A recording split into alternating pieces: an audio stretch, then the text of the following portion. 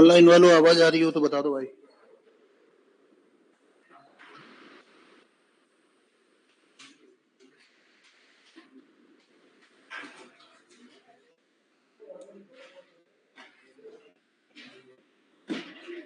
तो अपना असाइनमेंट है ना, तो वे 14 तारीख को टेस्ट करके दे देंगे। कौन सी तारीख को? 14 को ऑनलाइन में? दोनों में, मतलब ऑनलाइन तो संडे को देंगे, 15 को देंगे, तो ऑफलाइन वाले को 14 घर से दे देंगे। ये मतलब ये कर लेंगे घर पे। जिसको यहाँ बैठना हो बैठ जाएगा, वो कर लेंगे अभी अपन बात।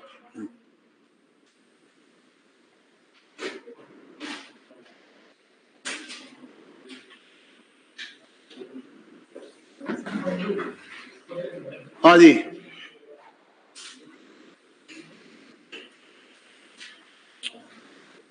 आज हम बात करने वाले हैं रेजिस्टेंस के ऊपर, और रेजिस्टेंस और वो फैक्टर जो रेजिस्टेंस को इफेक्ट करते हैं, इनके बारे में हम मेनली बातचीत करने वाले हैं। और अगर ये सब कुछ हो पाया तो फिर हम जो है आगे की चीजें भी देख सकते हैं, जैसे सर्किट एलिमेंट वगैरह, यानी सर्किट की स्टडी। पर पता नहीं, ऐसा लगता तो नहीं है कि हम सर्किट पे पहुंच पाएंगे।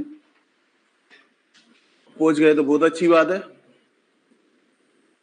रेजिस्टेंस मतलब एक कोई कंडक्टर है, उसमें आप वोल्टेज लगाते हो, उसमें करंट बहाने की कोशिश करते हो। रेजिस्टर विरोध करता है कि यार करंट ना जाए मेरे अंदर से। तो कोई भी रेजिस्टर यानी कि कोई कंडक्टर जो ओपोजिशन ऑफर करता है in the path of current, उसको बोलते हैं हम रेजिस्टेंस।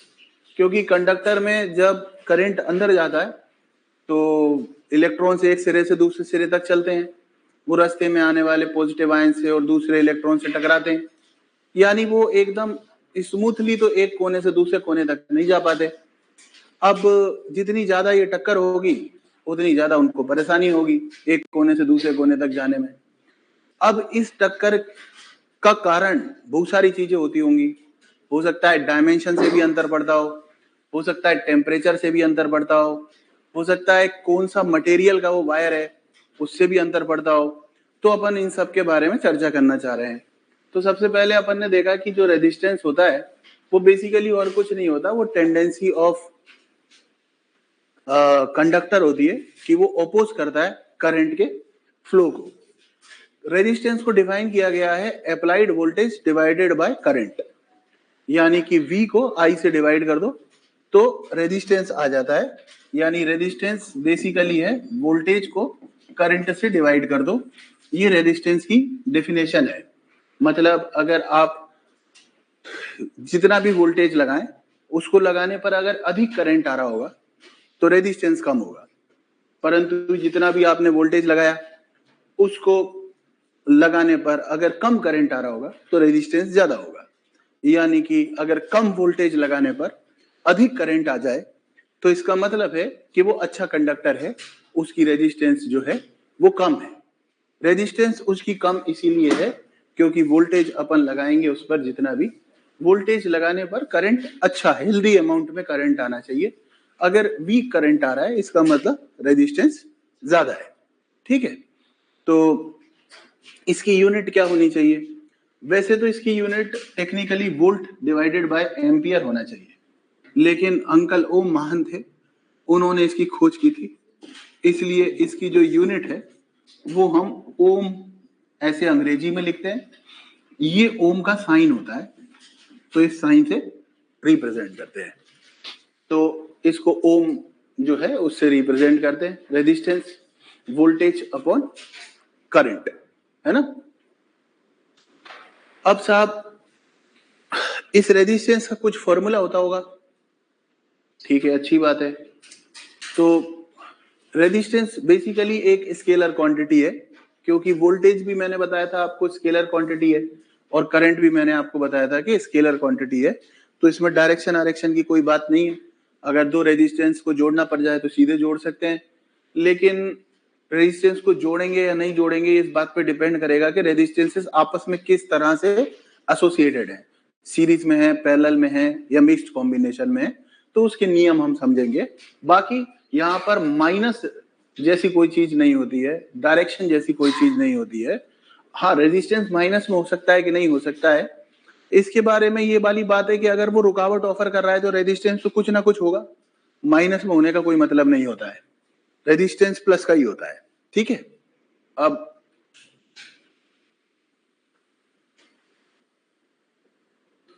अगर हम रेजिस्टेंस का उल्टा कुछ बनाएं तो जिसका रेजिस्टेंस कम होगा उसकी कंडक्टेंस ज्यादा होगी, मतलब वो अच्छा मटेरियल होगा। तो जो रेजिस्टेंस का रेसिप्रोकल होता है उसको कंडक्टेंस बोलते हैं, इलेक्ट्रिकल कंडक्टेंस, और जी से रिप्रेजेंट करते हैं, और जी को 1/R से रिप्रेजेंट कर सकते हैं, क्योंकि रेजिस्टेंस का जो रेसिप्रोकल है वो कंडक्टेंस है।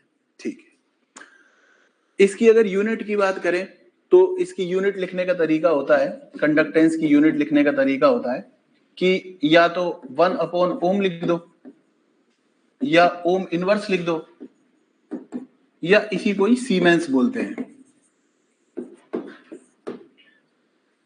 ठीक है, हिंदी भाषा में जो टीचर पढ़ाते हैं वो इसे साइमन साइमन बोलते हैं, तो अब उसका मैं कुछ नहीं कर सकता। बट एक बड़ी सी कंपनी भी है जो इलेक्ट्रिकल अप्लायंसेस बनाती है, उसका नाम है सीमेंस, वो इसी पे है। तो जो कंडक्टेंस जो होती है उसकी जो यूनिट होती है वो सीमेंस होती है ना। ठीक है, ओम इनवर्स, सीमेंस या 1/ओम सब एक ही बात है, और ये कंडक्टेंस की यूनिट होती है। फिर एक चीज होती है जिसको बोलते हैं रेजिस्टिविटी, उसको निकालने के पहले हम रेजिस्टेंस को डिराइव कर रहे हैं कि रेजिस्टेंस का कुछ फॉर्मूला होता होगा, तो हमें पता चल जाए कि रेजिस्टेंस का फॉर्मूला कहां से आ रहा है। ठीक, तो रेजिस्टेंस का फॉर्मूला लाने के लिए हमें पता है कि एक करंट करके एक फॉर्मूला हमने निकाला था, NEAVD, अगर आप याद करो, एंड जो VD था वो हमें पता था, अगर हम उसे वोल्टेज के टर्म में लिखें तो उसका फॉर्मूला होता था EV टाउ अपॉन ML। ठीक है ना, इसलिए जो करंट होता था वो होता था NEA, और VD का मतलब होता था EV टाउ अपॉन ML। ठीक है ना, सो इसलिए ये हो गया हमारे पास NE² A tau upon ML into V। ओम ने हमें सिखाया कि V को I से डिवाइड करने पर जो कुछ आता है वो ही जो है वो रेजिस्टेंस होता है। ठीक है ना, इसलिए अगर हम इस V को I से डिवाइड कर रहे हैं यानी क्रॉस मल्टीप्लाई कर रहे हैं तो हमारे पास आंसर आ रहा है ML upon NE² A tau. ये जो एक्सप्रेशन है ये एक्सप्रेशन रेजिस्टेंस की एक्सप्रेशन होगी, और इस प्रकार हमें रेजिस्टेंस का एक फॉर्मूला मिल गया है जो कि उन चीजों पर डिपेंड करता है जो कि ML और NE² A टाउ के अंदर आती है। अब इसमें से कुछ चीजें हैं कांस्टेंट, जैसे कि यहाँ M इलेक्ट्रॉन का मास है, आप किसी भी मटेरियल का तार लीजिए ये M नहीं बदलेगा। एक है E जो है इलेक्ट्रॉन का चार्ज, वो भी नहीं बदलेगा। तो अब बची आपके पास चार चीजें, एक तो L, एक N, एक A और एक टाउ। इन चार चीजों पर किसी कंडक्टर का, याद रखिए हम कंडक्टर का इलेक्ट्रिकल रेजिस्टेंस निकाल रहे हैं, आगे चल के हम इलेक्ट्रोलाइट का रेजिस्टेंस भी निकालेंगे, आगे चल के हम सेमीकंडक्टर का रेजिस्टेंस भी निकालेंगे, और उनका ये फॉर्मूला नहीं है ना, उनका नेचर ऑफ डिपेंडेंस ये होगा। तो अभी तो हमने सिर्फ किसके लिए कैलकुलेशन किया है, कंडक्टर के लिए, है ना। कंडक्टर मतलब सॉलिड मेटेलिक आइटम, उसके कंडक्टर, उस सॉलिड चीज के रेजिस्टेंस के बारे में हम बात कर रहे हैं। अब अच्छा कंडक्टर वो होगा जिसका रेजिस्टेंस कम होगा। रेजिस्टेंस इन चार चीजों पर डिपेंड करता होगा, तो एक एक करके समझ लेते हैं कि ये चार चीजों पे रेजिस्टेंस किस प्रकार से निर्भर करता होगा।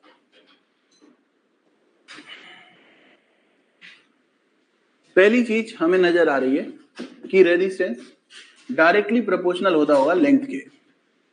इसका मतलब जो तार लंबा होता होगा उसका रेजिस्टेंस ज्यादा होता होगा, और जो तार छोटा होता होगा उसका रेजिस्टेंस कम होता होगा, है ना। यानी छोटे तार का रेजिस्टेंस कम है और लंबे तार का रेजिस्टेंस ज्यादा है। दूसरी बात है बाकी अभी हम इन्हें डिटेल में भी पढ़ेंगे, अभी बस ऐसे ही देख रहे हैं। दूसरी चीज है एरिया ऑफ क्रॉस सेक्शन। तो जिसका एरिया ऑफ क्रॉस सेक्शन अधिक होता होगा, यानी जो तार मोटा होता होगा उसका रेजिस्टेंस कम होता होगा, और जो तार पतला होता होगा उसका रेजिस्टेंस ज्यादा होगा। तो मोटे तार का रेजिस्टेंस जो होता है वो कम होता है और पतले तार का रेजिस्टेंस ज्यादा होता है। लंबे तार का रेजिस्टेंस ज्यादा होता है, छोटे तार का रेजिस्टेंस कम होता है। तीसरी चीज है कि जो आर है वो नंबर डेंसिटी पर डिपेंड करता है। ये दोनों जो है वो डायमेंशन पे डिपेंड कर रहे हैं, ये इंसान चुन सकता है।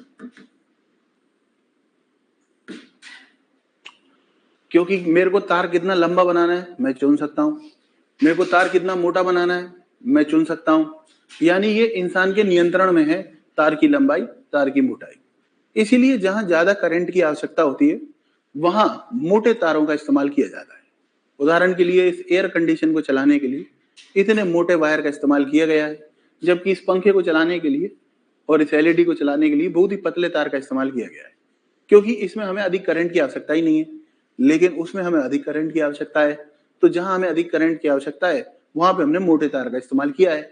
बिल्कुल इसी तरह जैसे कि हम अपने टॉयलेट में कमोड में अगर फ्लश चलाना चाहते हैं तो उसके पीछे इतना मोटा पाइप जोड़ रखा है ताकि बटन दबाने से ही ढेर सारा पानी उधर आ जाए। लेकिन वहीं पर अगर हम एक टैप में इस्तेमाल कर रहे हैं तो टैप के पीछे हमने पतला पाइप लगा रखा है ताकि हम जब उसे ऑन करते हैं तो कम मात्रा में पानी आए। हमें एक बड़े शावर से नहाना है जिसमें 5-5 जेट लगे हुए हैं, तो उसके पीछे से हमें पहले से ही डिजाइन करना पड़ेगा कि घर की टंकी से मोटा पाइप लेकर आएंगे, है ना। ऐसा नहीं कि वो जो अपन देखते हैं कि साहब अपन ने एडवर्टाइजमेंट में देखा कि अरे इसमें से इधर से भी पानी आ रहा है, इधर से भी आ रहा है, इतना सारा ऊपर से भी आ रहा है, और अपन ने सोचा कि अपना सरकारी घर है इसमें लगवा लेते हैं। नहीं लगेगा, बेसिकली उसकी रिक्वायरमेंट पूरी नहीं होगी। वो 5 लीटर पानी एक बार में, 5 लीटर पानी 1 मिनट में फेंक रहा है। इधर से पानी आ रहा है, इधर से सामने आमने सब चारों तरफ से पानी आ रहा है, 5-5 लीटर पानी एक एक मिनट में फेंक रहा है, तो उधर से सप्लाई भी तो होनी चाहिए, तो उसको ज्यादा पानी चाहिए। तो वो ऐसे आप सिर्फ सोच लो, एडवर्टाइजमेंट देख के पहुंच गए भाई साहब वो दे देना, तो भाई साहब भगा देंगे, क्योंकि आपके सरकारी घर में नहीं लग पाएगा। हाँ, आपको पहले जब घर बना रहे तभी डिजाइन करना पड़ेगा कि मेरे को यहाँ पे भाई साहब है ना चारों तरफ से पानी आना चाहिए तब नहाऊंगा मैं। तो ठीक है भाई, 2 इंच का मोटा पाइप टंकी से आएगा, और टंकी में पहले व्यवस्था करनी पड़ेगी कि इतना पानी हो, क्योंकि अगर तू 5 मिनट नहाएगा तो 25 लीटर पानी चाहिए। तो इसलिए जहां पे ज्यादा पानी की, अब जैसे पूरे मोहल्ले में पानी की सप्लाई करनी है तो उसके लिए जमीन में गड्ढा खोद के ये मोटा पाइप आएगा। पर आपके एक घर में कम पानी चाहिए तो एक पतला पाइप उसमें से कनेक्ट कर देंगे। इन सिमिलर फैशन घर में हम देख रहे हैं कि हमें सभी आकार के तार मिल जाते हैं। पावर वाला प्लग है, उसमें मोटा तार जा रहा है पीछे, जिससे हम electric iron, geyser, heater, fridge, AC ये सब चलाएंगे। पंखा चलाने के लिए अपेक्षाकृत पतला तार है, क्योंकि उसमें बहने वाला जो करंट है वो कम है, तो हमें पतले तार से काम चल रहा है। अब जब हम तार चुनते हैं तो अपनी अपनी हैसियत के अनुसार चुनते हैं। जैसे कि सबसे कम हैसियत किसकी है, जो इलेक्ट्रिसिटी भेज रहा है हमारे घर पे, उनकी, वो पावर कंपनी। उसने सबसे घटिया तार लगा रखा है खंभों पे, एल्यूमिनियम का। गांव में वो भी चोरी हो जाता है तो, लेकिन उन्होंने एल्यूमिनियम का तार लगा रखा है, उसके अंदर नंबर डेंसिटी जो है वो बहुत कम है। तांबे का तार उससे अच्छा होता है, चांदी का तार उससे अच्छा होता है। हम लोग अपने घर में जो सामान्यतः तार खरीद के लाते हैं, उसमें जब हम बाजार में जाएंगे उस तार को लेने के लिए तो हमें कई रेंज के तार मिल जाएंगे। अब अगर कोई तार सस्ता मिल रहा है तो उसमें प्योर तांबा नहीं है, उन्होंने कुछ मिलावट कर दी है, इस वजह से वो सस्ता दे पा रहे हैं। पर फिर उसका नुकसान ये होगा कि हमारे बिजली खर्चा ज्यादा आएगा। अब इलेक्ट्रिक कंपनी वालों ने तो सस्ते में बिजली पहुंचा दी आपके घर पे, पर रास्ते में उड़ जाती बिजली और उसकी कीमत वो आपसे वसूल लेते हैं, क्योंकि वो आपसे बिजली बनाने की कॉस्ट भी लेते हैं और आपके घर तक बिजली पहुंचाने की यानी ट्रांसमिशन की कॉस्ट भी लेते हैं।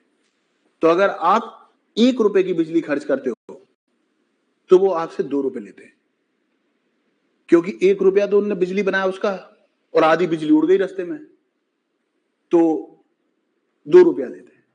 मेरे घर पे मैंने पहले सोचा कि यार एक काम करते हैं अपन, तो वो लगा लेते हैं सोलर, तो मैंने कैलकुलेट कर लिया था कि अगर हम पूरे घर में एसी फेरी सब चला के तो 10 किलोवाट से ज्यादा खर्चा नहीं आएगा। तो मैंने उठा के 14 किलोवाट का जो है सिस्टम लगवा दिया। अब 14 किलोवाट का सिस्टम लगा दे तो हर महीने मेरा माइनस में बिल आता है, 3,000 4,000 माइनस में आता है। मतलब इतने पैसे मुझे बिजली वालों से लेना है। तो गवर्नमेंट समझ गई कि ये चालाक लोग हैं। तो अब बिजली तो हम अपनी बना रहे हैं, पर हमने गवर्नमेंट के साथ कैसा पैक्ट कर रखा है कि हमारी बिजली बनती है अगर, और हम यूज किसकी करते हैं, उनकी भेजी हुई। हमारे यहां से तो जो बनाते हैं वो सीधी उनके यहां चली जाती है। अब वो चाहे जो करें, हमारे मीटर में तो वही बिल आ रहा है जो उनके यहां से आ रही है। अब वो लोग समझ गए, पहले तो चलती रही 2-5 साल बढ़िया, फिर वो समझ गए कि यार ये तो चूना लग रहा है अपने, क्योंकि जब ये लोग बिजली बनाते हैं तो यहां से पावर स्टेशन तक जब जाती है तो रास्ते में भी कुछ लॉस हो जाता है। तो उनने उस लॉस की भरपाई करने के लिए भी थोड़ा टैक्स लगाना शुरू कर दिया, जिसे इलेक्ट्रिकल ड्यूटी बोलते हैं। क्योंकि बिजली भेजने में भी खर्चा हो रहा है, क्योंकि रेजिस्टेंस की वजह से टेम्परेचर बढ़ के हीट बन जा रही है। जैसे कि पंखा देर तक घूमता रहे, ये एलईडी देर से चल रही है, इसके पीछे हाथ रखेंगे तो ऐसा लगेगा जैसे थोड़ी सी गर्म है। अगर पंखा देर से चल रहा है, उसके पीछे हाथ रखेंगे तो ऐसा लग रहा है थोड़ा गर्म है, क्योंकि वो जो टकरा रहे हैं ना अंदर इलेक्ट्रॉन्स, उनसे कुछ ना कुछ एनर्जी हीट के फॉर्म में लूज हो रही है। खैर, तो अब ये डायमेंशन तो हम चुन लेंगे, लेकिन तार का मटेरियल वो हमारे ऊपर डिपेंड करेगा कि हमारे पॉकेट में कितना पैसा है। लेकिन इसको बोलते हैं नंबर डेंसिटी, और ये किसके बारे में बता रहा है? ये बता रहा है नेचर ऑफ कंडक्टर के बारे में बता रहा है। क्योंकि अगर तांबे का तार है तो उसमें नंबर डेंसिटी एल्यूमिनियम से ज्यादा है। अगर कॉपर के मुकाबले सिल्वर का तार है तो उसमें और ज्यादा है। सर सिल्वर का तार कहाँ लगाते होंगे?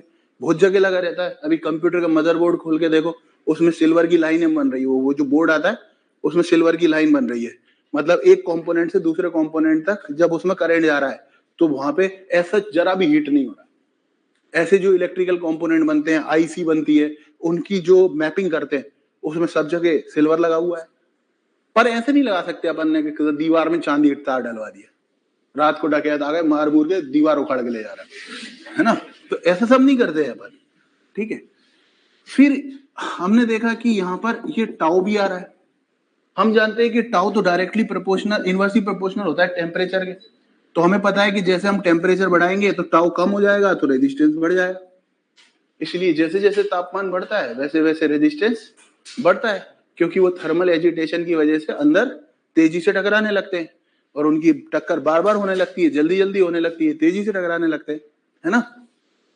ठीक है, तो हमारे कुछ बात पता चली कि ये दो चीजें तो डायमेंशन पर निर्भर करती है, वो हम चूज कर सकते हैं।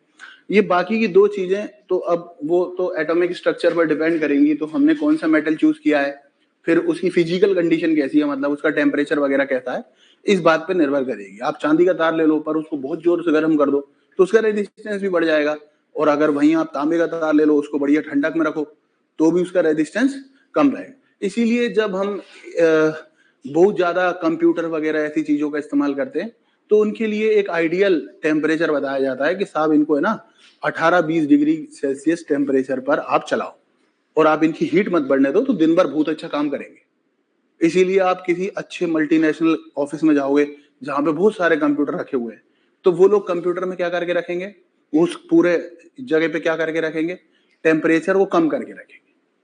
सर्दियों में भी पता चला कि 18-20 डिग्री होगा। क्यों? क्योंकि वो नहीं चाहते कि उनकी जो ये चीजें हैं इसकी इफिशियंसी कम हो जाए, क्योंकि इनमें भी दिन भर करंट जाएगा तो टेम्परेचर बढ़ेगा, टेम्परेचर बढ़ेगा रेजिस्टेंस बढ़ेगा, तो उनका फंक्शन उतने अच्छे से नहीं हो पाएगा।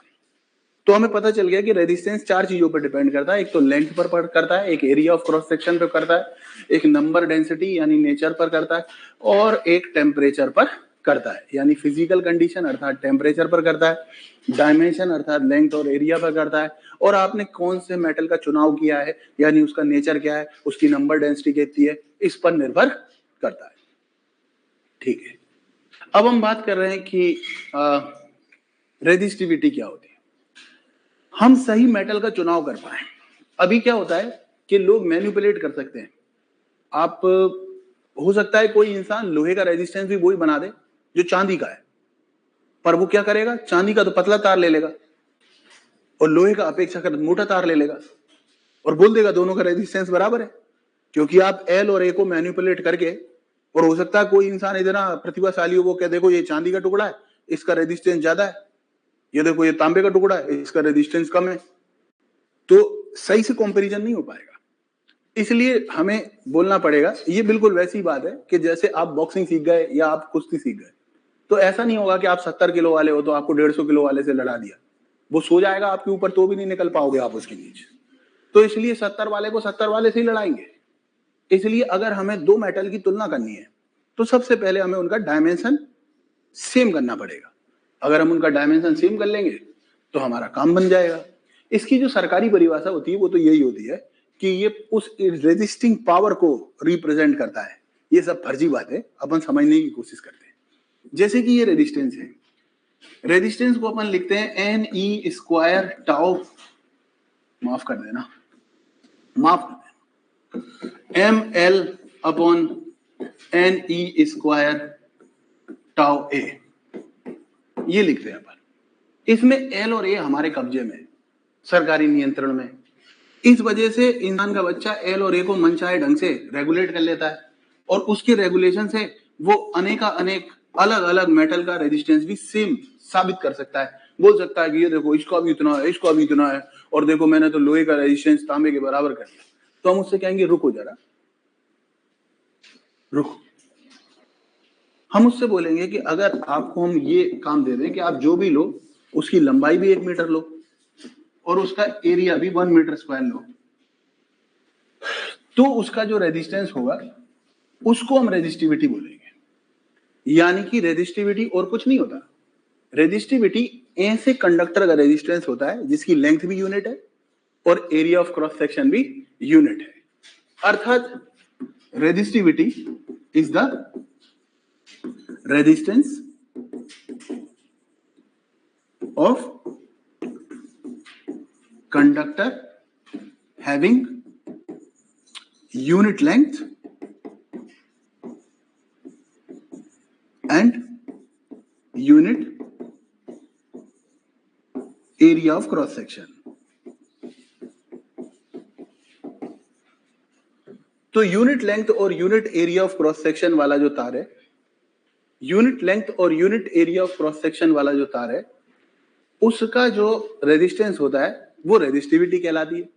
तो शुद्ध रूप से आप समझ सकते हो कि जो रेजिस्टिविटी होती होगी वो तो m upon N E square A tau, N E square tau के बराबर होती होगी। इसमें ना एल आता होगा ना ए आता होगा, क्योंकि आपको एल और ए को तो 1 ही रखना है ना यहाँ पे, तो वो तो आता ही नहीं होगा। इसलिए आपके दिमाग की बत्ती जलना चाहिए कि इसको दो फैक्टर ही प्रभावित कर पाते होंगे, क्योंकि रेजिस्टिविटी इनवर्सली प्रोपोर्शनल एन की होती होगी और रेजिस्टिविटी इनवर्सली प्रोपोर्शनल टाउ या डायरेक्टली प्रोपोर्शनल टेम्परेचर की होती होगी। जहां रेजिस्टेंस को 4 फैक्टर जो है वो इफेक्ट करते थे, 2 डायमेंशन वाले और बाकी के 2 नेचर और टेम्परेचर वाले। तो वो जो डायमेंशन वाले थे वो तो खत्म ही हो गए, एरिया पर निर्भरता तो खत्म ही हो गई, लंबाई पर निर्भरता तो खत्म ही हो गई। आप किसी भी लंबाई का तार लो, किसी भी एरिया का तार लो, आप उसका रेजिस्टेंस निकाल सकते हो। लेकिन अगर आपको रेजिस्टिविटी निकालना है तो आपकी मजबूरी है कि लेंथ भी यूनिट होना चाहिए और एरिया ऑफ क्रॉस सेक्शन भी यूनिट होना चाहिए। नहीं होगा तो हम नहीं बता पाएंगे। तो इसका मतलब रेजिस्टिविटी और कुछ नहीं होता, रेजिस्टिविटी रेजिस्टेंस ही होता है, पर वो ऐसे तार का रेजिस्टेंस होता है जिसकी लेंथ भी 1 है और एरिया ऑफ क्रॉस सेक्शन भी 1 है ना।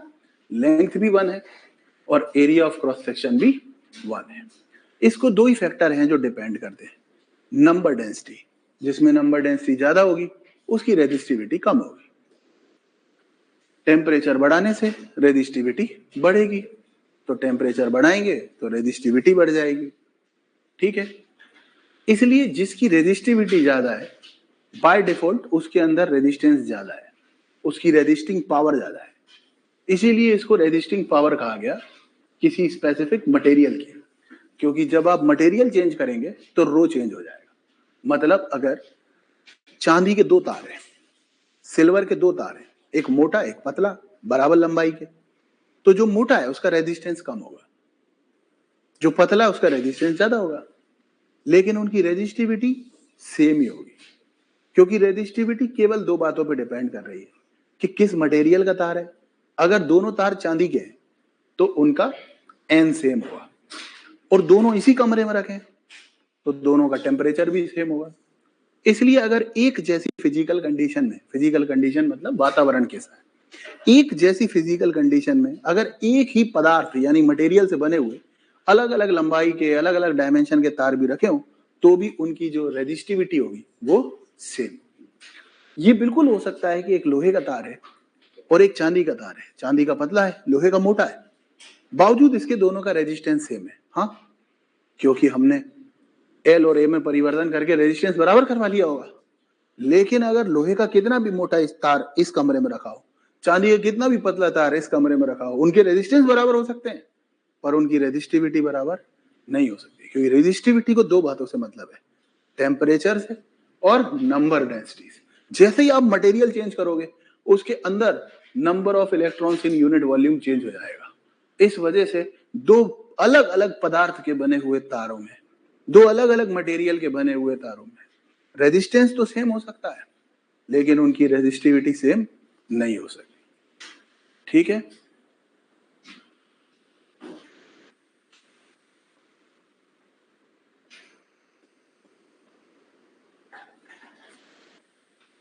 शेप का असर रेजिस्टेंस और कंडक्टेंस पे पड़ेगा, क्योंकि लेंथ और एरिया से जो चीज बदल सकती है वो है कैपिटल आर, और कैपिटल आर का उल्टा होता है जी। तो जो कैपिटल आर होता है वो भी चार चीजों पे डिपेंड करता है, एल पर, ए पर, एन पर और टाउ पर। ठीक है, और कैपिटल जी यानी कि कंडक्टेंस जो कि रेजिस्टेंस का उल्टा होती है, तो उसके लिए ये फॉर्मूला उल्टा हो जाएगा, वो भी चार चीजों पे डिपेंड करेगी। लेकिन जो रेजिस्टिविटी है वो दो चीजों पे डिपेंड करेगी, किस किस पे, नंबर डेंसिटी पे और टेम्परेचर पे। टाउ मतलब टाउ बोलते नहीं है हम, टेम्परेचर बोलते हैं सीधे। इसलिए अगर हम इसकी यूनिट देखें, थोड़ी दिन पहले अभी पिछले लेक्चर में शायद मैंने जे यानी करंट डेंसिटी समझाई थी, उसमें दो आंसर आए, जे बराबर सिग्मा ई आया था और जे बराबर 1/रो इंटू ई आया था। तो ये रो तो ये रहा, मैंने इसकी यूनिट नहीं लिखी थी वहां पे, एक सवाल भी करवाया था पर अभी लिख रहा हूं मैं। ये होता है आर A/L। तो आर की यूनिट क्या होगी, ओम, ए की मीटर स्क्वायर और ये मीटर, तो ये हो जाएगी मेरे पास ओम इंटू मीटर।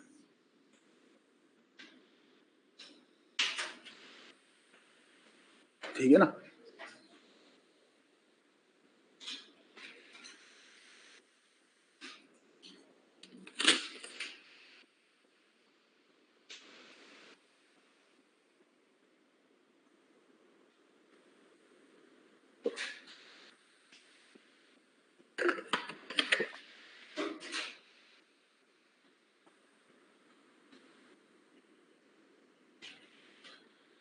और जो रेजिस्टिविटी है इसका रेसिप्रोकल होता है कंडक्टिविटी। देखो, रेजिस्टेंस का उल्टा कंडक्टेंस, रेजिस्टिविटी को स्पेसिफिक रेजिस्टेंस भी बोलते हैं, है ना।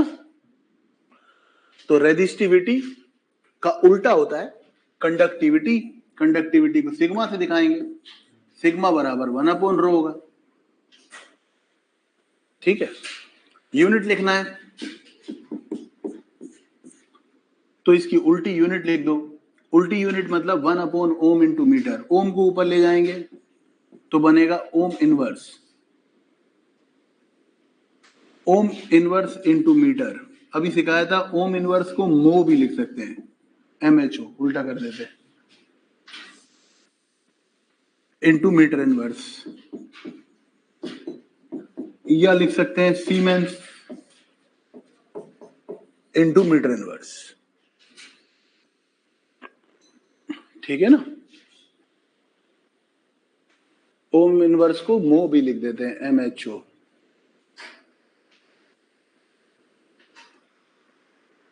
ये हमने चार चीजें पढ़ी, रेजिस्टेंस पढ़ा, कंडक्टेंस पढ़ा, रेजिस्टिविटी पढ़ी, कंडक्टिविटी बढ़ी। रेजिस्टेंस जिन 4 चीजों पर डिपेंड करता है, कंडक्टिविटी भी उन 4 चीजों पर डिपेंड करती है।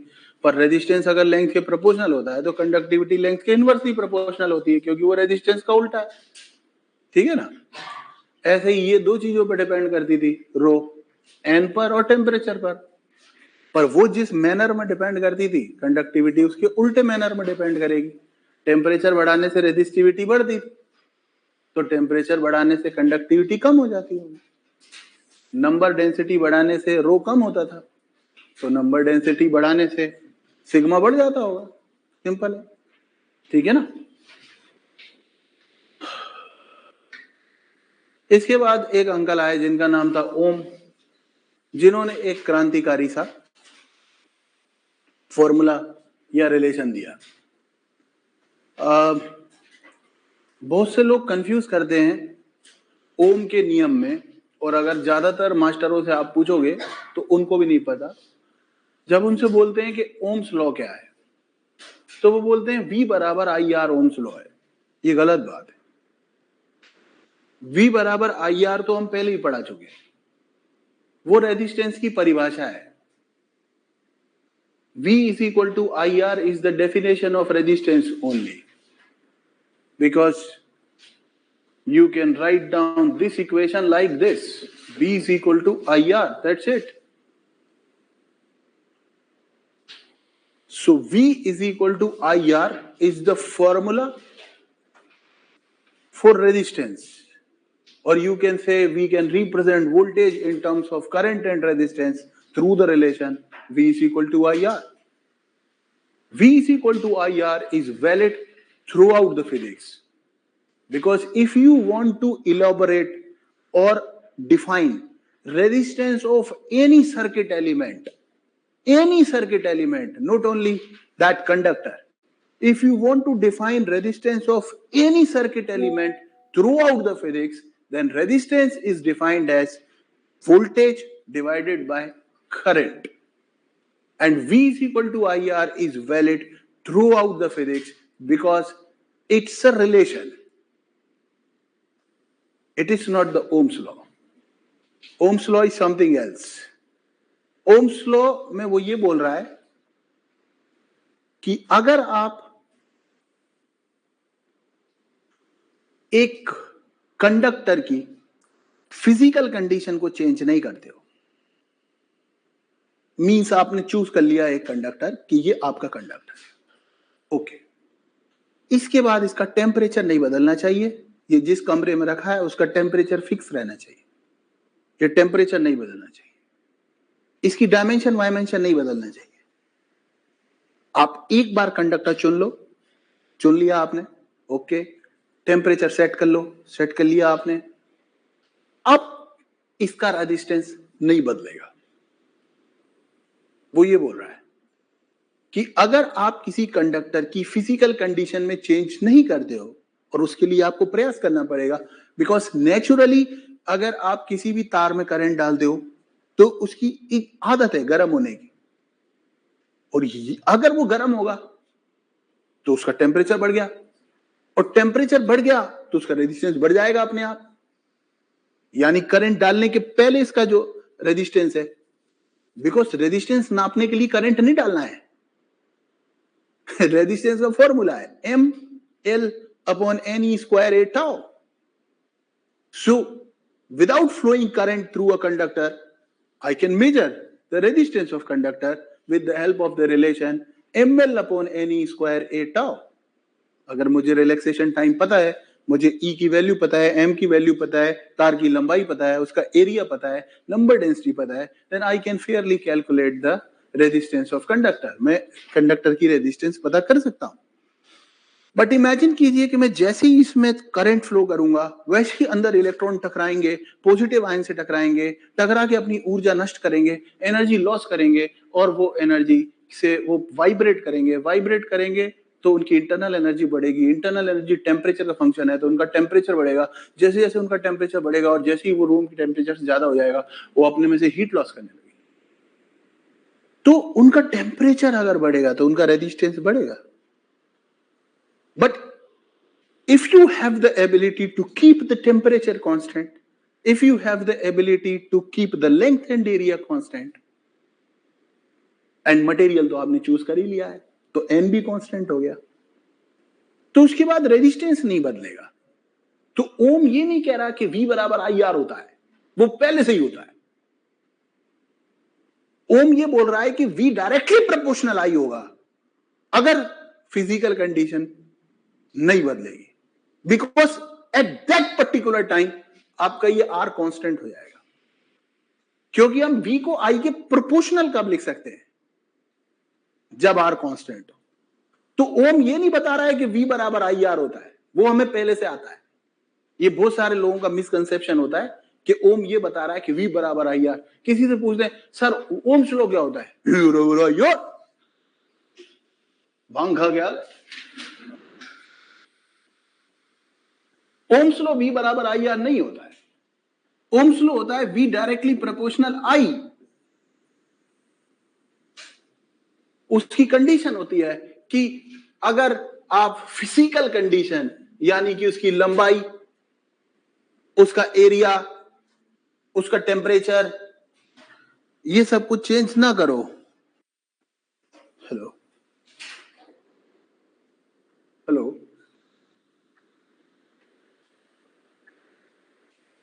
कौन बोल रहे हो भाई?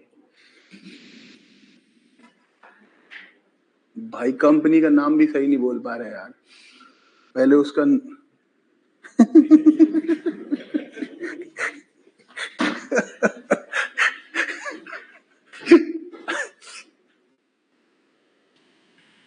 उसको बियॉन्ड इक्वेशन पढ़ते नहीं आ रहा, वो बोला बियॉन्ड इक्वल ऑफ जो वहां से बोल रहे हो। मैंने कहा नहीं बोल रहा है, तुमको अभी कंपनी नाम सही से पढ़ना नहीं आया, पहले पढ़ो। भारत में बहुत बेरोजगारी है, पर कैसे कैसे लोगों को काम मिला हुआ है, देखिए आप। तो ये बोल रहा है कि V डायरेक्टली प्रोपोर्शनल I है। इसका मतलब अगर आप V और I के बीच में ग्राफ ड्रॉ करेंगे तो स्ट्रेट लाइन बनेगी, है ना?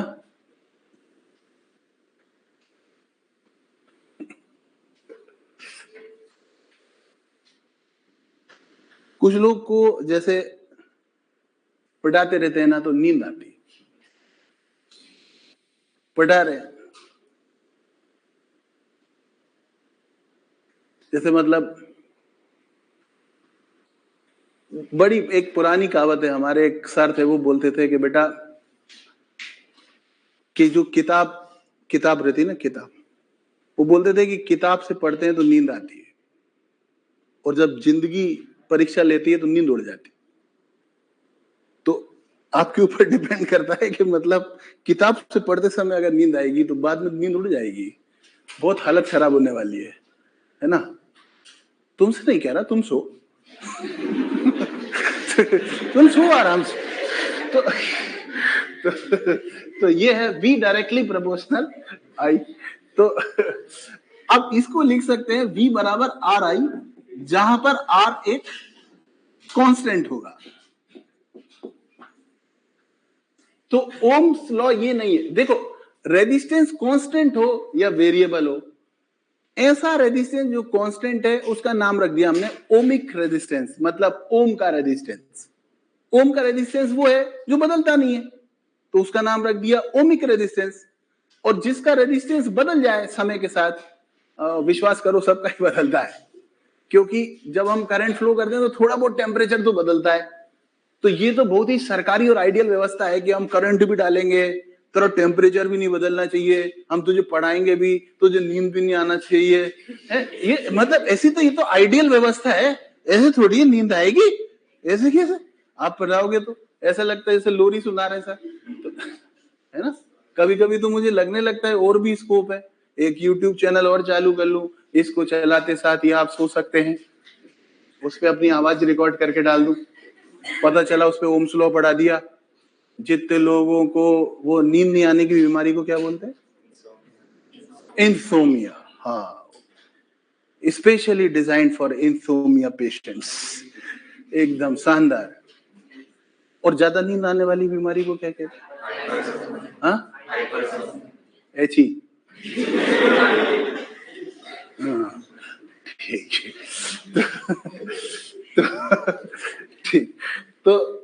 ये हो गया हमने V बराबर RI,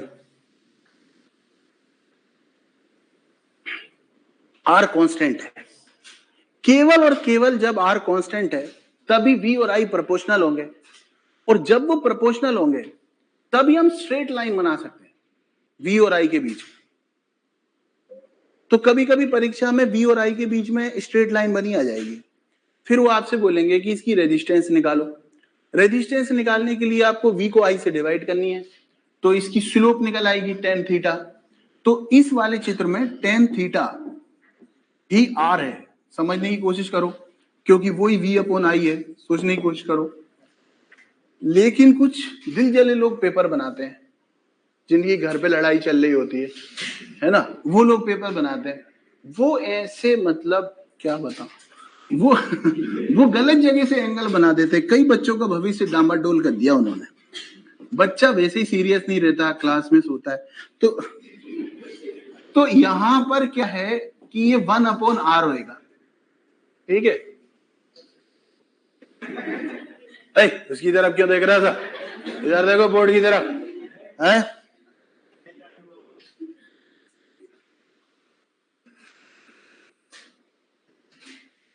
चलो, सो इसमें ध्यान देने वाली बात है कि अगर हमको सही जगह से एंगल मिलना चाहिए, I के साथ एंगल मिलना चाहिए, तो हम tan थीटा से निकाल सकते हैं। और अगर वो एंगल उन्होंने V वाले के साथ दे रखा है तो थोड़ी कलाकारी कर रखी है। आप दो तरीके से कर सकते हो, उसको 90 में से घटा लो तो ये वाला एंगल आ जाएगा, तब वैसे ही बन जाएगा, है ना। और ये परीक्षा में ऐसे ही पूछ लेते हैं, नीट की परीक्षा वैसे ही उसकी इज्जत खराब है, उसमें सरल क्वेश्चन ही आते हैं। जैसे कि इसमें 1 नंबर और 2 नंबर के रेजिस्टेंस का रेशो निकालना है, उसमें सही जगह से दे रखा है, I से ही दे रखा है एंगल, तो हमें R1 और R2 का रेशो निकालना है। तो हमको tan 60 निकालना है और फिर tan 30 निकालना है, उसका रेशो निकालना है।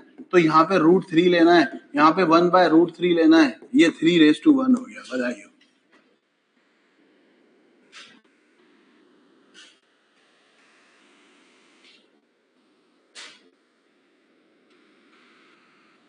टेक्नोलॉजी के प्रभाव से सुविधा तो बहुत हो गई। पहले तो ये क्वेश्चन लिखवाना पड़ता था, फिर ग्राफ भी बनाना पड़ता था बोर्ड पे। अब तो उतनी देर में हम समझा भी सकते हैं कि सोना चाहिए कि नहीं। मार्जिन बहुत मिल गया, पढ़ाते हम उतना ही है जितना पहले पढ़ाते थे एक लेक्चर में।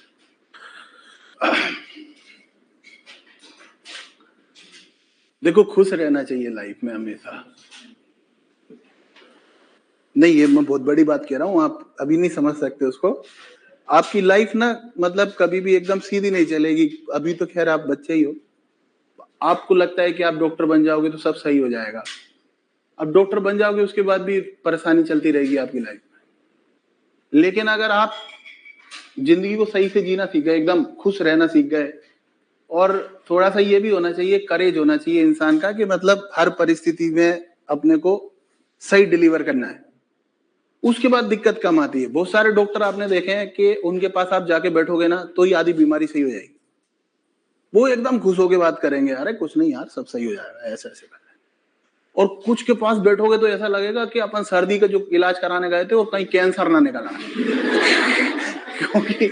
क्योंकि वो जिंदगी से परेशान है।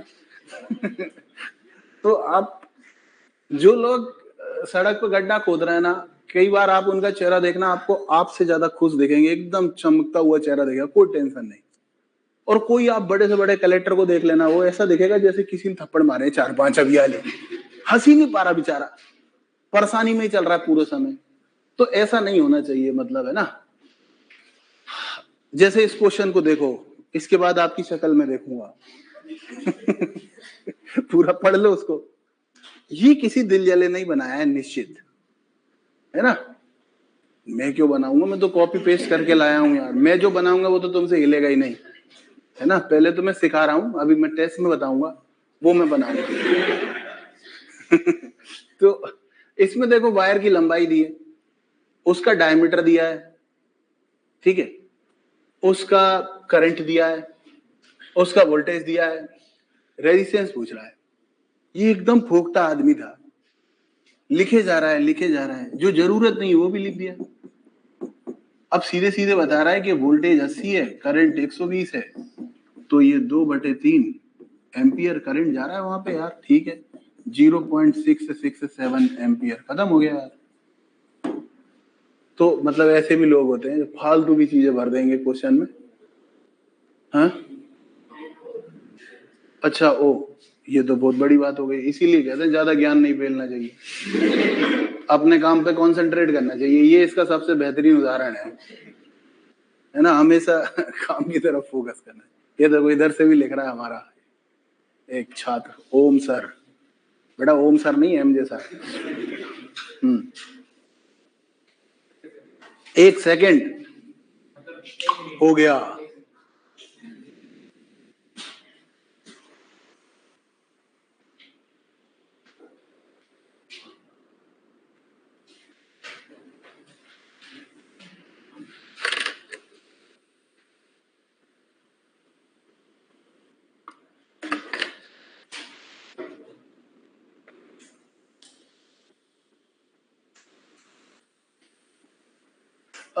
क्या दुनिया में जितने भी सर्किट एलिमेंट्स होते हैं, दुनिया में जितने भी मीडियम है जिनमें से हम करंट फ्लो कर सकते हैं, क्या वो सब ओम्स लॉ फॉलो करते हैं? नहीं, V बराबर IR सब फॉलो करते हैं, पर उनका रेजिस्टेंस बदलता रहता होगा। इसलिए उनमें जब हम वोल्टेज बढ़ाते होंगे तो जरूरी नहीं है कि करंट भी सेम रेशो में बढ़ता हो, कभी कम हो जाता होगा, कभी बढ़ जाता होगा, बिकॉज उनका रेजिस्टेंस बदलता रहता होगा। उनके पास डायनेमिक रेजिस्टेंस होता होगा, कांस्टेंट रेजिस्टेंस नहीं होता होगा। तो सिर्फ स्ट्रेट लाइन ओम्स लॉ में आएगी। और ऐसा हम कहते हैं कि हम कंडक्टर के साथ ही ऐसा कर सकते हैं कि हम उसके में ओम्स लॉ को फॉलो करवा सकते हैं। तो ये ओमिक रेजिस्टेंस जिसे बोला है वो स्पेसिफिकली कंडक्टर है। आगे चल के सेमीकंडक्टर यानी डायोड पढ़ाएंगे, उसका कुछ इस तरह का डायग्राम आएगा। और नॉन ओमिक का तो टेम्परेचर जैसे जैसे बढ़ता जाएगा वैसे वैसे रेजिस्टेंस बढ़ता चला जाएगा, तो उसका कुछ इस तरीके का आएगा। तो ये बस अपने को देखकर समझ में आ जाना चाहिए कि स्ट्रेट लाइन वाला जो है वो ओमिक रेजिस्टेंस है। बाकी इनको तो डिटेल में पढ़ाया जाएगा, तो आपको आ जाएगा कि क्या चल रहा है ना।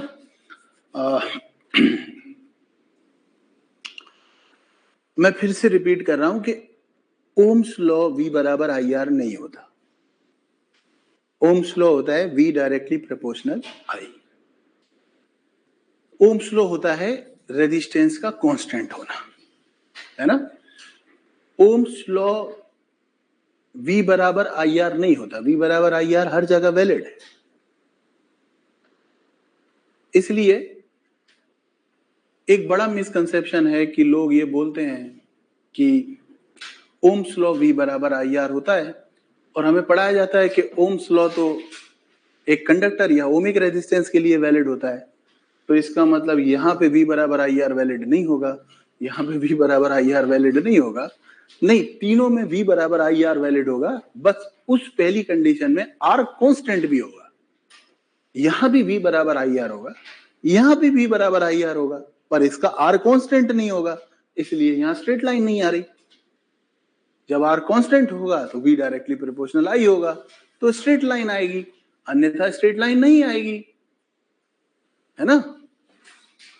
इसलिए अगर कोई सीधे स्ट्रेट आपसे ये पूछ ले कि is the formula V is equal to IR true for ohmic resistance also, non ohmic resistance also, क्योंकि ओमिक के लिए तो कोई पूछेगा नहीं, क्योंकि लोगों ने तो पढ़ाई ये रखा है कि V बराबर IR ओम्स लॉ होता है। झूठे हैं वो लोग, झूठ बोल रहे हैं। तो इसका जवाब ये है कि V is equal to IR is valid for all types of resistance.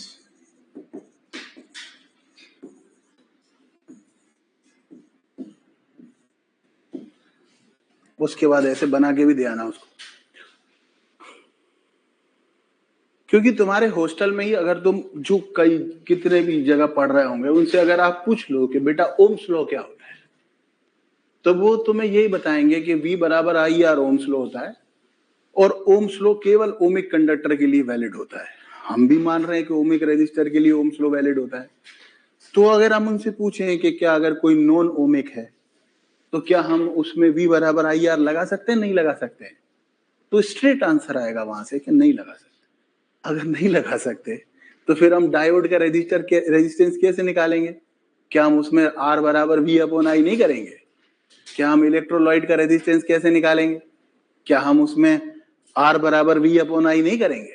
करेंगे, क्योंकि सभी के रेजिस्टेंस का फॉर्मूला तो V बराबर आई आर ही है। हाँ, R कांस्टेंट नहीं रहेगा तो उनके ग्राफ स्ट्रेट लाइन नहीं आएंगे, तो सीधे कैलकुलेशन नहीं हो पाएगा स्ट्रेट लाइन टाइप का। ठीक है, अब हम दोबारा से लौट के आ गए। अब हमें रेजिस्टेंस की पूरी समझ आ चुकी है। अब हम इसके स्पेसिफिकली 4 फैक्टर थे, उसमें से नंबर डेंसिटी के ऊपर कोई सवाल नहीं बनेगा, सिवाय इसके कि अगर आपसे कोई पूछ ले कि प्लास्टिक में करंट क्यों नहीं फ्लो होता, तो अपन बता देंगे प्लास्टिक में, लकड़ी में नंबर डेंसिटी 0 है, नंबर ऑफ फ्री इलेक्ट्रॉन्स नहीं है। जो बहुत अच्छा इंसुलेटर है उसके अंदर नंबर ऑफ फ्री इलेक्ट्रॉन्स नहीं है, n 0 है, बाकी सब है, उसके पास लंबाई है, एरिया है।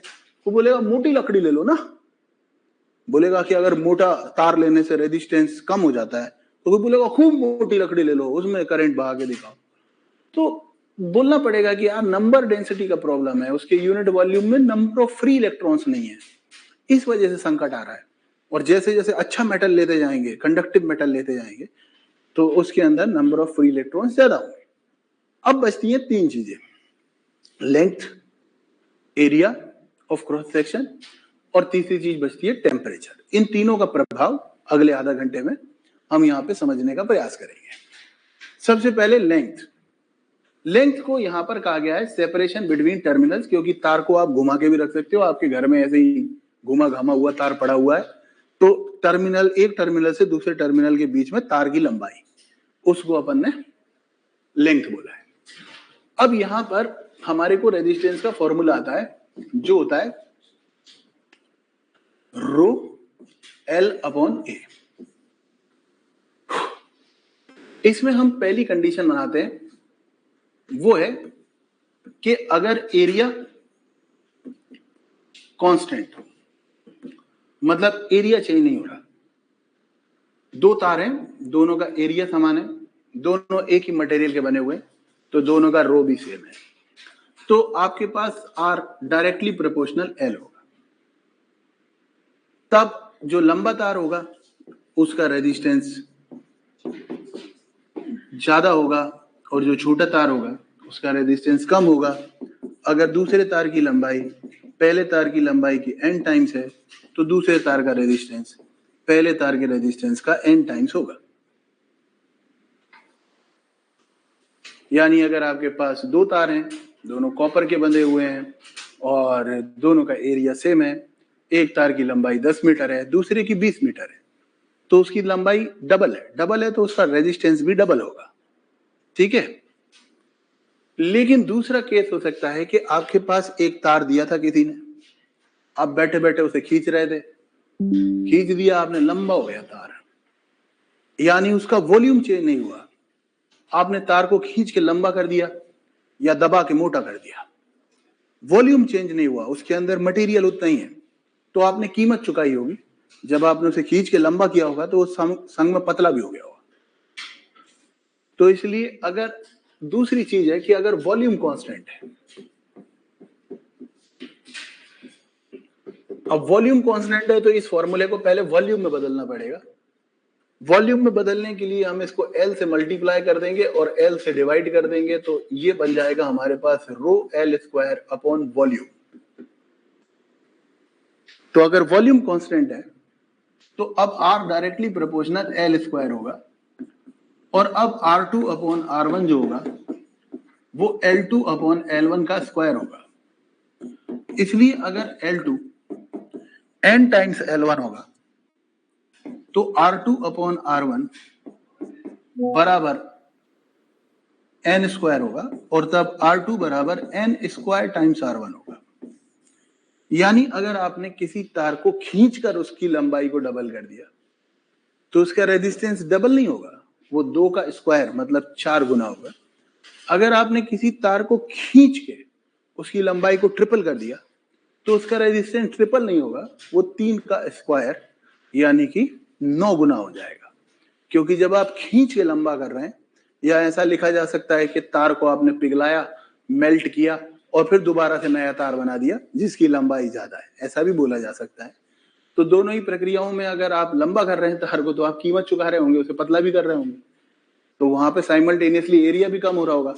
लेकिन उनने एरिया के बारे में कुछ बोला नहीं होगा, उन्होंने लंबाई दी होगी। तो अपन इस तरह से उसका ट्रीटमेंट कर सकते हैं। समझ गए बात को?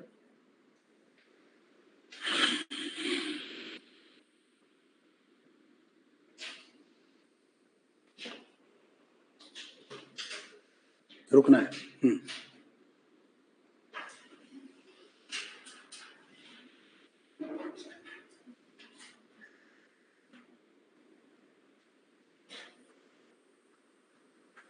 लिख लिया? दूसरी चीज है बच्चों एरिया। एन स्क्वायर कैसे आया? थोड़ा कठिन प्रश्न है पर कोई बात नहीं। ये जो R2 अपॉन R1 है,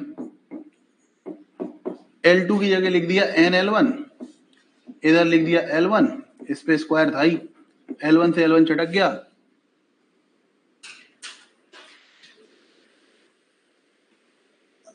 ठीक है। इस तरह से आया एन स्क्वायर।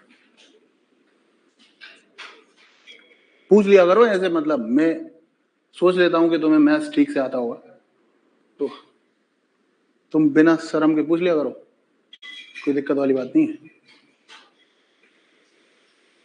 अगला है एरिया के बारे में पूछ रहा है। हमें पता है कि रेजिस्टेंस बराबर होता है रो एल अपॉन ए। तो पहली परिस्थिति है कि अगर एल कांस्टेंट है, इसका मतलब आपके पास दो तार हैं, दोनों एक ही मटेरियल के बने हुए हैं, दोनों की जो लंबाई है वो जो है वो सेम है, लेकिन एक मोटा है और एक पतला है। तो जो रेजिस्टेंस होगा वो इनवर्सली प्रोपोर्शनल होगा एरिया ऑफ क्रॉस सेक्शन, या वो इनवर्सली प्रोपोर्शनल होगा पाई आर स्क्वायर। आर मतलब उस तार की रेडियस होगी, है ना। इसलिए अगर आप R2 अपॉन R1 करना चाहोगे तो वो A2 अपॉन A1 आएगा। माफ कीजिए, हाँ हाँ हाँ हाँ, माफ नहीं समझते,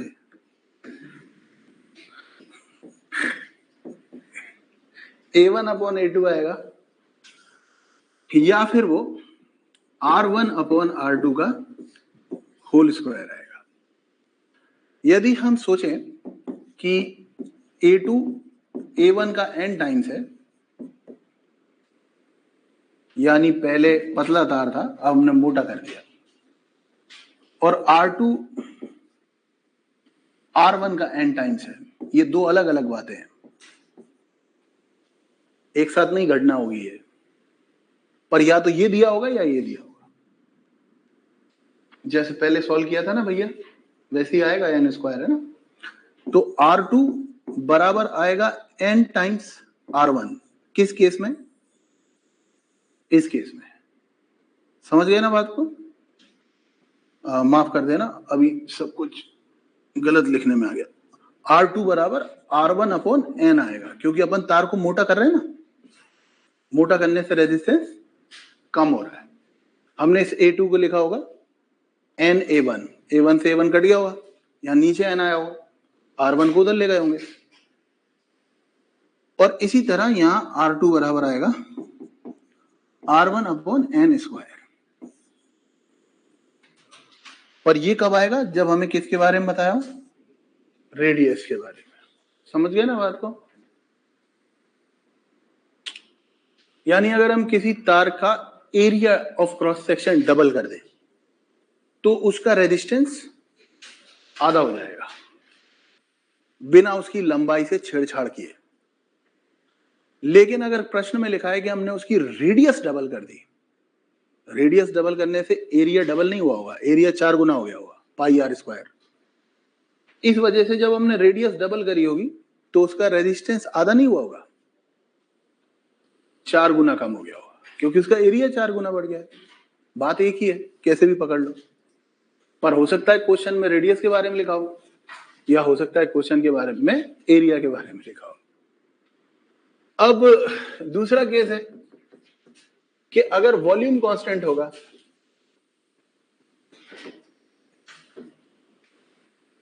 अगर वॉल्यूम कांस्टेंट होगा, वॉल्यूम कांस्टेंट होगा तो पहले इसको वॉल्यूम में बदलते हैं, पर अब की बार ए जिंदा रहना चाहिए क्योंकि ए के बारे में बताया। तो हम ऊपर ए से मल्टीप्लाई कर देंगे, नीचे ए से डिवाइड कर देंगे, तो फॉर्मूला बनेगा rho volume upon A square. अगर वॉल्यूम कांस्टेंट है तो R inversely proportional A square होगा या इनवर्सली प्रोपोर्शनल स्मॉल आर की पावर 4 होगा, है ना। यानी कि अगर हम R2 अपॉन R1 लिखेंगे तो वो A1 अपॉन A2 का स्क्वायर होगा या वो R1 अपॉन R2 की पावर 4 होगा। तो अगर A2 बराबर NA1 होगा, R2 बराबर NR1 होगा। ये दो अलग बातें हैं, ये एक साथ नहीं होंगी, है ना। तो ये हो जाएगा R2 अपॉन R1, R2 बराबर R1 अपॉन N स्क्वायर। कब? जब एरिया के बारे में दे रखा होगा। लेकिन अगर रेडियस के बारे में दे रखा है तो R2 बराबर हो जाएगा R1 अपॉन N की पावर 4।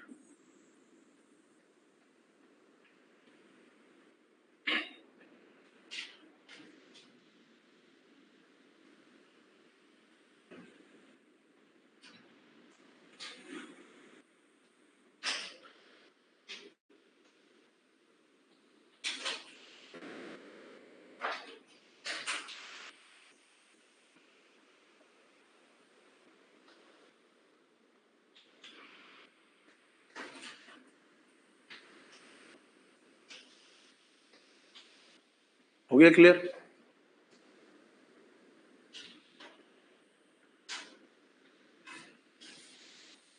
अब पहला क्वेश्चन आया कि if length of wire is increase by 50% by stretching, खींच कर लंबा किया है तो वॉल्यूम कांस्टेंट होगा। तो अगर यहां पर L1 का मतलब L था तो L2 का मतलब होगा L प्लस 50% ऑफ L, क्योंकि यहां बाय लिखा है ना। बाय का मतलब होता है ऐड करना पड़ेगा। 2 लिखा होता तो हम मल्टीप्लाई करते, है ना। अभी करके दिखाएं। तो कुल मिलाकर ये L2 बराबर कितना हो गया? L प्लस L बाय 2 यानी कि 3L/2, या कह सकते हैं कि 1.5 है। ठीक है। अब यहां पर क्या चीज कांस्टेंट है साहब? वॉल्यूम,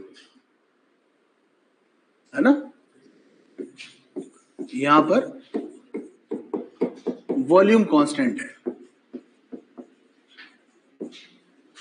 वॉल्यूम कांस्टेंट है। यहां पे वॉल्यूम कांस्टेंट है और लेंथ के बारे में दे रखा है, तो R2 बराबर हो जाएगा हमारे पास N स्क्वायर R1। नहीं आया समझ? यहां N की वैल्यू क्या है? 1.5 या 3/2। तो हमारे पास R2 बराबर हो गया 3/2 का स्क्वायर इंटू R1। इसका मतलब R2 बराबर हो गया हमारे पास 9/4 R1। क्लियर है?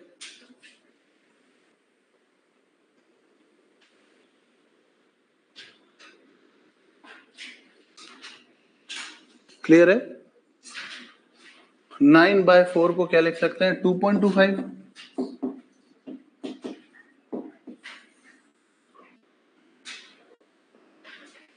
तो इस तरह से तो नया रेजिस्टेंस निकल आया। मान लो अगर हमें परसेंटेज चेंज निकालना हो रेजिस्टेंस में, तो अगर हमें delta R upon are percent निकालना हो तो हमें करना पड़ेगा R2 minus R1 upon R1 into 100। R2 होगा 1.5 R minus R upon R into 100। 1.5 तो गलत हो गया क्योंकि R2 तो 2.25 है।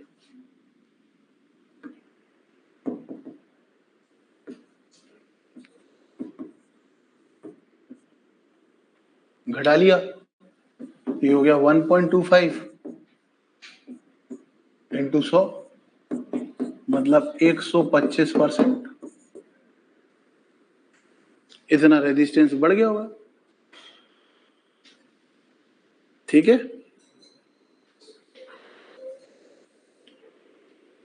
पहले अगर 100 था तो अब 125 हो गया होगा, पहले 4 था तो अब 5 हो गया होगा, है ना। पहले 10 था तो अब 12.5 हो गया होगा।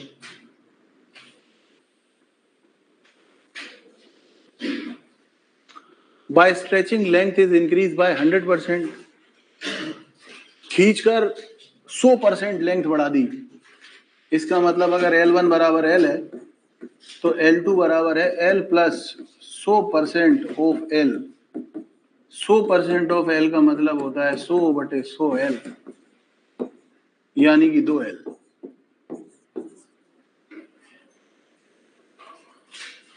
क्योंकि यहां पे वॉल्यूम कांस्टेंट है। क्यों है कांस्टेंट वॉल्यूम? क्योंकि खींच के लंबा किया है। खींच के लंबा करते हैं तो वॉल्यूम कांस्टेंट रहता है, अभी पढ़ाया था। वॉल्यूम कांस्टेंट है इसलिए हमें लेंथ दे रखी है तो हम R2 बराबर n स्क्वायर R1 लगाएंगे।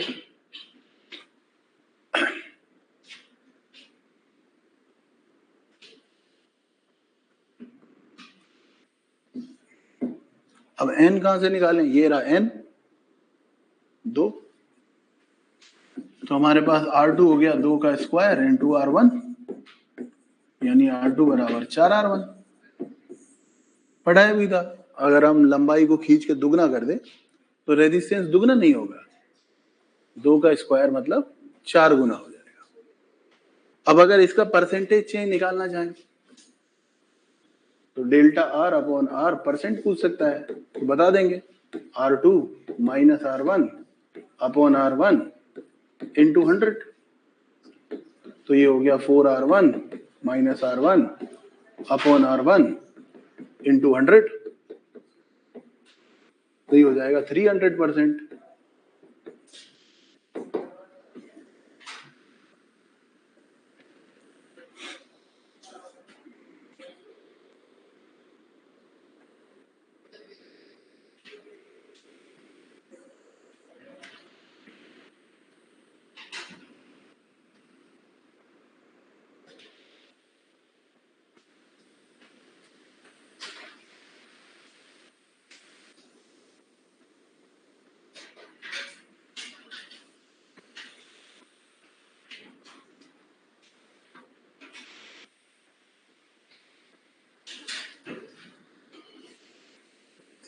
है?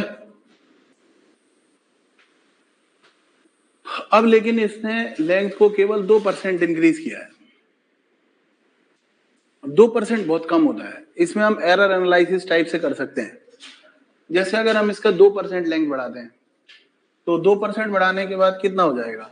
क्योंकि अगर L1 बराबर L है तो L2 बराबर कितना हो जाएगा? L प्लस 2% ऑफ L, मतलब L प्लस 2/100 L, यानी L प्लस 0.02 L, यानी 1.02 L। बहुत ही कुंजुम सा बढ़ रहा है जरा सा, यानी n की वैल्यू इतनी घटिया है।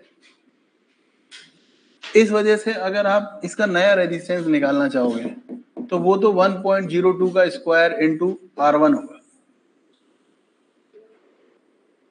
ठीक है ना। समझ गए? इसको हल कैसे करेंगे? तो इसको बाइनोमियल थ्योरम से हल करेंगे, क्योंकि 0.02 बहुत छोटा है। तो हम इसको ऐसे लिख के हल कर लेंगे कि यार ये लिखा है 1 प्लस 0.02 का ये स्क्वायर लिखा है, ये R1 लिखा है, तो ये पावर यहाँ आ जाएगी, तो ये हो जाएगा हमारे पास 1 + 0.04 इंटू R1, इसलिए R2 बराबर हो जाएगा हमारे पास 1.04 R1। समझ गए बच्चों? इसलिए जो 5% से कम चेंज दिया होगा उसमें हम इतनी रामायण पंचायती नहीं करेंगे, क्योंकि इतनी पंचायती करके कुछ हासिल नहीं होगा। इसलिए इतना भयानक भयानक करके क्या मतलब हमें मिलेगा। उसमें हम डायरेक्ट लगा सकते हैं कि भैया डेल्टा R/R % निकालना था हमें, और हमें पता है कि R इनवर्सली प्रोपोर्शनल L² होता है ना। तो हम सीधे लिख सकते हैं ना, मतलब ये स्क्वायर आगे आ जाएगा 2n%। तो ये 2% चेंज किया ना इन्होंने, या ऐसे लिख दो डेल्टा L/L%, ये उन्होंने दे रखा है 2% बढ़ाई है उन्होंने, तो ये सीधे 2 से इसमें मल्टीप्लाई किया, ये 4% आ गया, खत्म हो गया। अब अगर मैं इसको सॉल्व करता बड़े बड़े, ये देखो, ये इतना सही सवाल है, इतना ही करके आना है, वहां से कुछ नहीं करना, क्योंकि वो आपसे पूछेंगे कि कितना % चेंज हो जाएगा रेजिस्टेंस में, तो अपन इतने 2 लाइन में ही करके आएंगे। अब किसी को सबूत चाहिए कि मैं सही बोल रहा हूं, तो मैं करके देता हूं। अगर मैं इसे परंपरागत तरीके से करता तो मुझे करना पड़ता R2 - R1 upon R1 into 100, R सब कट जाते, क्या गया 4%। पर उसके लिए मुझे रामायण वहां से शुरू करना पड़ती, यहां खत्म होती, बीच में बायनोमियल थ्योरम भी लगाना पड़ती। इसलिए ऐसे नहीं करेंगे। अगर 5% से कम चेंज दे रखा है तो सीधे ही कर देंगे, पर अगर 5% ज्यादा दे रखा है, 10%, 20%, जैसे कि अभी करा, अभी तो अपन को नंबर दे रखा था उनने, 100 गुना बढ़ा दिया, इतना बढ़ा दिया, ये कर दिया, वो कर दिया, डबल कर दिया, लेकिन अब बड़ा दे रखा है। अब जैसे पिछले वाले सवाल में 100% बढ़ाया था, अब अगर इस 100% वाले सवाल में हम वैसे कर देते तो गलत हो जाता, क्योंकि फिर 2 से मल्टीप्लाई करके आंसर तो 200% आता। अरे ये फॉर्मूला लगा देते और वहां हम 100% रख देते तो आंसर कितना आता, 200%। आ कितना रहा है, 300। तो हाँ, तो 5% से ज्यादा वाले सवाल को ऐसे नहीं करना है। इसके लिए 10% वाला सवाल दे रखा है, इसको आप दोनों मेथड से करके देखोगे अलग आंसर आएगा, क्योंकि अगर आप 10% वाले सवाल को आपको किससे करना है, जिससे हमने 100% वाला किया है, ठीक है ना। तो जिससे हमने 100% वाला सवाल किया है उसी से आपको ये 10% वाला करना है। ये आप खुद करेंगे, है ना, कर लेंगे ना। इसका उत्तर 21% आएगा। हेलो, और अगर 2 से मल्टीप्लाई कर दोगे तो 20% आएगा। अगर आप ये मेथड से कर दोगे इसको तो उत्तर 20% आना चाहिए, पर अगर आप ऐसे पूरी मेथड से करोगे जैसे हमने 100% वाला करा है तो इसका उत्तर 21% आएगा, और इसका आंसर जो आना चाहिए वो 21% ही आना चाहिए, वो ही इसका सही आंसर है। तो आप करके देखोगे, 20 तो अभी दिख रहा है आपको 2 से मल्टीप्लाई करके, जो कि गलत आंसर है। तो 5% से ज्यादा वालों में वो रणनीति नहीं लगाना अपन को।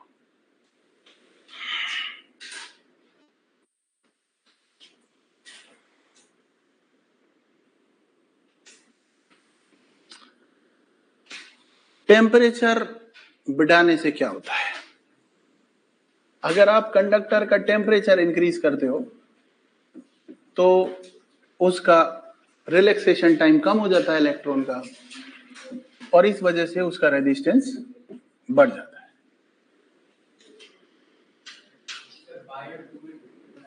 है। बेटा बाई और टू, हाँ, कुछ लोग कम अंग्रेजी समझते हैं तो बता।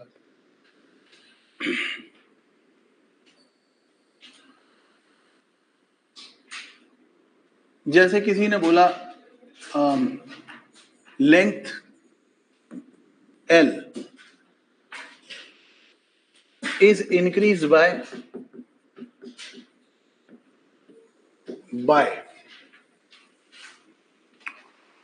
150%, ठीक है। तो इसमें आंसर होगा कि जो L2 आएगा वो होगा L plus 150 divided by 100 into L, जैसे अभी हमने सारे सवाल करे, और ये हो जाएगा हमारे पास 2.5 है। ठीक है, ऐसे ही करे थे सारे। लेकिन अगर कहीं पे लिखा हो length L is increased to 150%, तो उसका आंसर होगा L2 बराबर 150% ऑफ L। ये नहीं आएगा उसमें, बाय में आपको प्लस करना पड़ेगा, यानी उतना तो है ही, उसमें उतना और ऐड कर दिया। और 2 का मतलब है, जैसे 2 कब बोलेंगे, जब मैं बोल रहा हूं कि तुम्हारी लंबाई डबल कर दी, तो मैं बोलूंगा कि इंक्रीज 2 टाइम्स, इसका मतलब डबल हो गई लंबाई। लेकिन अगर मैं बोलता हूं कि your length your height is increase bye 2 times, इसका मतलब है तुम्हारी तो एक तो पहले से ही थी L, अब उसमें 2 L और जोड़ दिया, तो अब तुम्हारी 3 L हो गई। तो इस तरह से समझना है ना। किसी कंडक्टर का टेम्परेचर बढ़ाएंगे तो उसका रिलैक्सेशन टाइम कम हो जाएगा, रिलैक्सेशन टाइम कम हो जाएगा तो उसका रेजिस्टेंस बढ़ जाएगा। लेकिन अगर कोई सेमीकंडक्टर होगा, सेमीकंडक्टर में जब टेम्परेचर बढ़ाएंगे तो उसके अंदर नंबर ऑफ चार्ज कैरियर्स,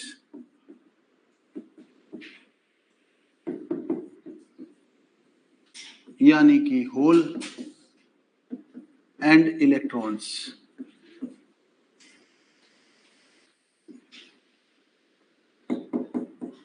वो इंक्रीज हो जाएंगे।